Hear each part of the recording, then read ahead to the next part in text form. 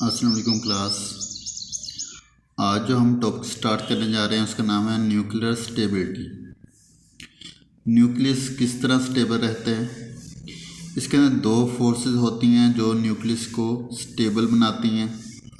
उसको हम नाम देते हैं इलेक्ट्रोस्टैटिक फोर्स ऑफ अट्रैक्शन और न्यूक्लियर फोर्स।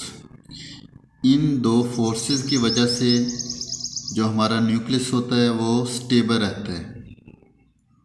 जो इलेक्ट्रोस्टैटिक फोर्स होती है ये न्यूक्लियस और शेल के दरमियान होती है, जहाँ पे इलेक्ट्रॉन रिवॉल्व कर रहे होते हैं। क्योंकि न्यूक्लियस के ऊपर जो चार्ज होता है वो पॉजिटिव चार्ज होता है और इलेक्ट्रॉन के ऊपर नेगेटिव चार्ज होता है। इस तरह पॉजिटिव नेगेटिव एक दूसरे को अट्रैक्ट करते हैं, जिसकी वजह से न्यूक्लियस क्या रहता है, स्टेबल रहता है।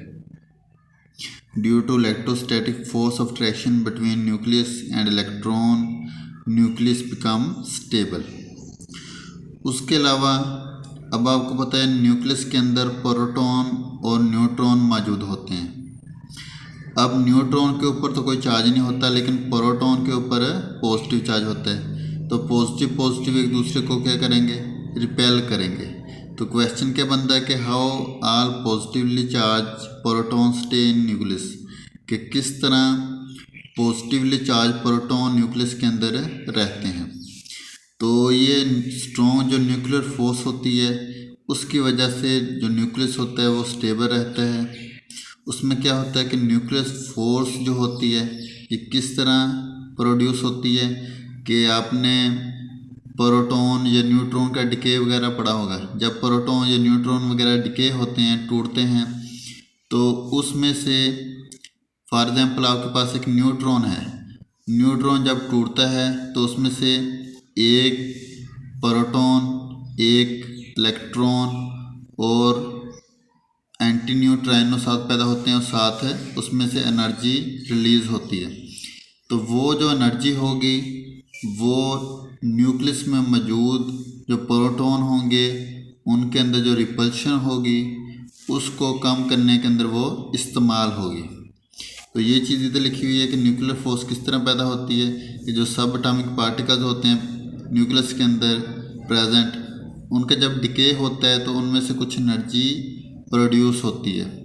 तो वही जो एनर्जी होती है वो न्यूक्लियस को स्टेबल करने के लिए इस्तेमाल होती है। उसके बाद न्यूक्लियस की डेफिनेशन का आपको पता ही होगा कि न्यूक्लियस क्या होता है, कि dense portion of atom where nucleons are present, कि एटम का वो हिस्सा जहाँ पे न्यूक्लियॉन्स प्रेजेंट हों उनको हम न्यूक्लियस का नाम देते हैं। इसी तरह के कुछ फैक्ट्स हैं न्यूक्लियर फोर्स के मतलब। जो न्यूक्लियर फोर्स होती है ये चार्ज के ऊपर डिपेंड नहीं करती, जो पार्टिकल्स के ऊपर होता है। कि फॉर एग्जांपल आपका कोई न्यूक्लियस है, उसमें प्रोटॉन और न्यूट्रॉन प्रेजेंट है, तो प्रोटॉन के ऊपर तो चार्ज है, न्यूट्रॉन के ऊपर चार्ज नहीं है, तो ये चार्ज के ऊपर डिपेंड नहीं करती। Nuclear force independent of charge on particles.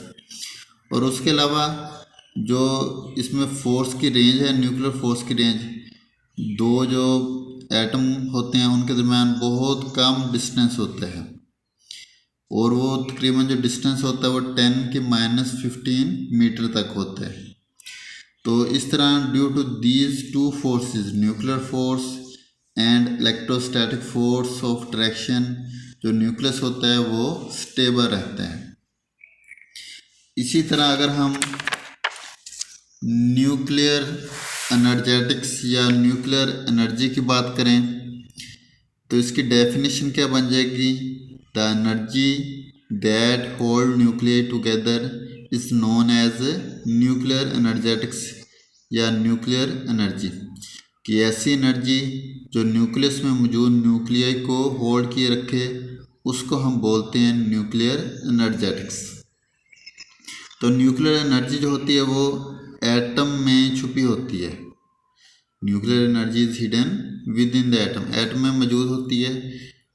कुछ जो एटम होते हैं वो रेडियो एक्टिव होते हैं, रेडिएशन एमिट करते हैं, तो वो अपनी एनर्जी को एज अ रेडिएशन के कर देते हैं, एमिट कर देते हैं। आपने आइंस्टाइन इक्वेशन पढ़ी होगी, E=mc²। E इसके अंदर क्या है, एनर्जी है, m इसके अंदर क्या है, मास है, और c इसके अंदर क्या है, स्पीड ऑफ लाइट, जिसकी जो वैल्यू होती है वो 3 × 10⁸ मीटर पर सेकंड। अगर हमने कोई मैटर लिया है, उसकी जो स्मॉल अमाउंट होगी वो एनर्जी के अंदर चेंज हो जाती है। फॉर एग्जांपल हमारे पास कोई एटम है, उसका न्यूक्लियस है, तो न्यूक्लियस में प्रोटॉन और न्यूट्रॉन जब डिके होंगे तो उनका जो उनका मैटर होगा वो एनर्जी के अंदर चेंज हो जाएगा, और वो एनर्जी जो होगी वही न्यूक्लियस को क्या करती है, स्टेबल करती है। तो वो जो अमाउंट ऑफ एनर्जी होती है वो बहुत कम होती है, और चेंज इन मैटर जो होता है वो भी बहुत ज़्यादा क्या होता है, स्मॉल होता है। तो जो change in mass of matter होता है उसको हम निगलेक्ट कर सकते हैं, क्योंकि उसकी जो वैल्यू होती है बहुत ज़्यादा स्मॉल होती है। तो ये हमारे पास एक एग्जांपल है, उसके अंदर कहता है कि टोटल मास ऑफ न्यूक्लियस जो होता है वो मासेस ऑफ इंडिविजुअल प्रोटॉन और न्यूट्रॉन से क्या होता है, लेस होता है। तो वो किस तरह लेस होता है, क्योंकि जब न्यूक्लियस बनता है उसमें प्रोटॉन और न्यूट्रॉन प्रेजेंट होते हैं। तो अभी आपको मैंने बताया कि उसकी जो कुछ अमाउंट होती है मैटर की वो एनर्जी के अंदर तब्दील हो जाती है, और वही एनर्जी जो होती है वो उस न्यूक्लियस को स्टेबल करती है बाय बिकमिंग न्यूक्लियर फोर्स। तो ये हमारे पास एक लिथियम की मिसाल है, इसमें 3 प्रोटॉन हैं और 4 इसके अंदर न्यूट्रॉन हैं, और एक प्रोटॉन का जो मास है वो 1.00728 AMU है। इसी तरह हर न्यूट्रॉन का जो मास है वो 1.00866 AMU है। AMU का मतलब क्या होता है, एटॉमिक मास यूनिट, और एक AMU 1.661 × 10⁻⁻27 kg के इक्वल होता है। अगर ग्राम लिखा हो तो वो 10⁻24 हो जाएगा। तो आप कह सकते हैं कि एक AMU किसके इक्वल होगा, 1.661 × 10⁻27 kg के इक्वल होता है।